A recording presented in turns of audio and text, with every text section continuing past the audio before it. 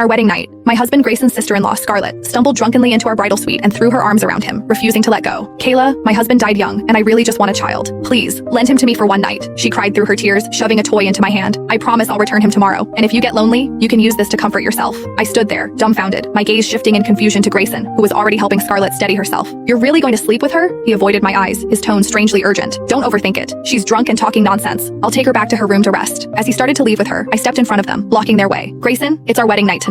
Are you seriously going to walk out with her? His expression darkened as he pushed me aside. You're my wife now. Try to be more sensible. Don't get jealous over something so trivial. Then carefully, he guided her out of the room. I wanted to run after him and stop them, but when I saw the deep concern in his eyes as he looked at her, the truth finally hit me. The love this man had for me was no longer mine alone. And if that was the case, why should I cling to a marriage that had already soured? I might as well walk away with my head held high. With a look of utter disgust, I tossed the toy straight into the trash, seething with anger. Grayson and I are husband and wife. Are you trying to curse our sex life by giving me this ridiculous thing? Scarlett quickly shook her head, tears streaming down her face as she stammered innocently. No, Kayla, that's not what I meant. I was just trying to be kind. I snorted dismissively. Kind? Please. Anyone watching would think I'm so starved for love that I need a toy like this to satisfy myself. Let's be real. You're the one feeling lonely and desperate, so you're looking for a man to fill that void. My words made Grayson's expression grim. Kayla, enough. Don't talk nonsense, he snapped, his voice sharp with anger. Then, in a tone that brooked no argument, he ordered, apologize to Scarlett. I stared at him, incredulous. And why exactly should I? His face darkened further, his tone turning icy. Scarlett was drunk and said things she didn't mean. Why do you have to make a big deal out of everything? If you don't like what she gave you, you could have just returned it. Throwing it away is disrespectful. You're being petty, Kayla. I almost laughed from sheer disbelief. I was his wife, yet every word out of his mouth was in defense of Scarlett. Whenever I tried to warn him to keep some distance, he would brush me off and call me jealous. Once, a friend even pulled me aside, saying people were starting to talk about how close they seemed. So I told them, right to their faces, to stop being so affectionate in public, or people would think something improper was going on between them. Scarlett had only cried pitifully, acting wronged, and Grayson had immediately turned on me. He accused me of spreading rumors and ruining her reputation. He always took her side, scolding me for being narrow-minded and dirty-minded. My brother asked me to take care of Scarlett before he passed away, he said coldly. I gave him my word, so of course I'll be good to her. You, on the other hand, really need to clean up your thoughts. Every time his words hit me hard, I'd tell myself maybe I was overthinking it. So over the years, the person who spent the most time by his side wasn't me, it was her. Scarlett always looked so lonely, so pitiful, but I knew better. Behind that fragile facade,